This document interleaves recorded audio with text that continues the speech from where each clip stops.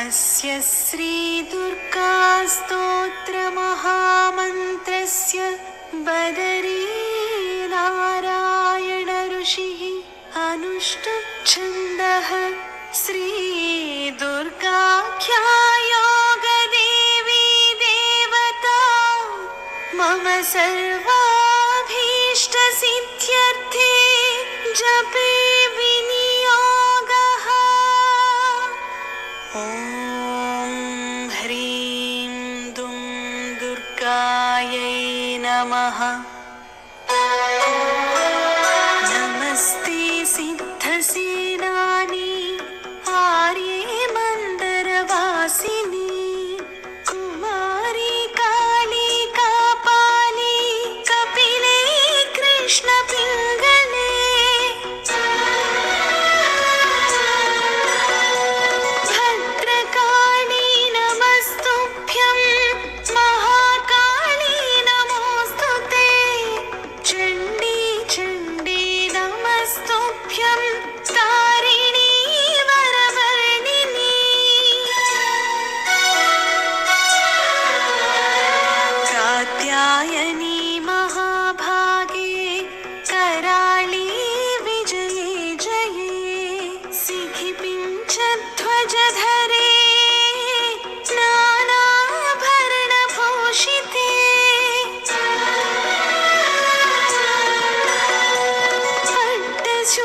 पट्टशूलप्रहरिणी खड्गखेटकधारिणी गोपेन्द्रस्यानुजे ज्येष्ठे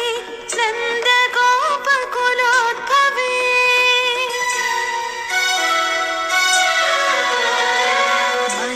महिषासुरप्रिये नित्यं कौशिकी पीतवासिनी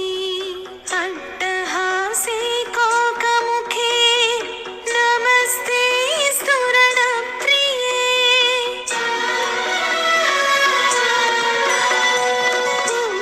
उमेशाकम्बरी श्वेते कृष्णे कैटभनासिनी हिरण्याक्षी विरूपाक्षी सुधूम्राक्षी नमोऽस्तु ते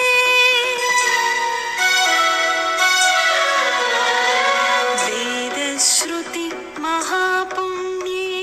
ब्रह्मण्ये जातवेदसी जम्बूकटकचैत्येषु नित्यं सन्निहितालये त्वं ब्रह्मविद्या विद्यानां महानिद्रा च देहिनां स्कन्दमातर्भगवती दुर्गे कान्तारवासिनी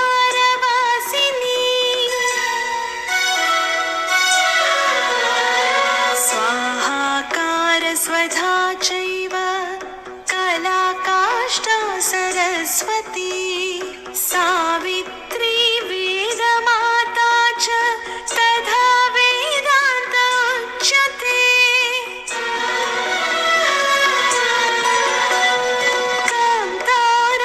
कान्तारभयदुर्गेषु भक्तानां चालयेषु च नित्यं वससि पाताले युद्धे जयसि दानवान् त्वं जम्भनी मोहिनी च माया ह्रीस्त्रीस्तथैव च सन्ध्या प्रभावती चैव सावित्री जननी तथा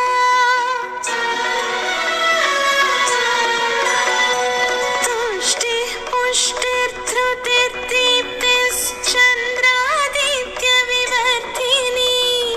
भूतिर्भूतिमतां सङ्ख्ये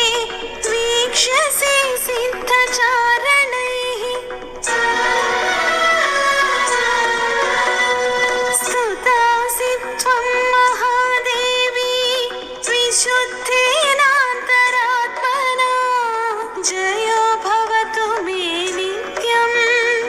त्वत्प्रसादाद्रणाचिरे इति अर्जुनकृत श्रीदुर्गास्तोत्रं सम्पूर्णम्।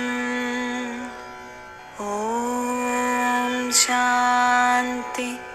शान्ति शान्तिः।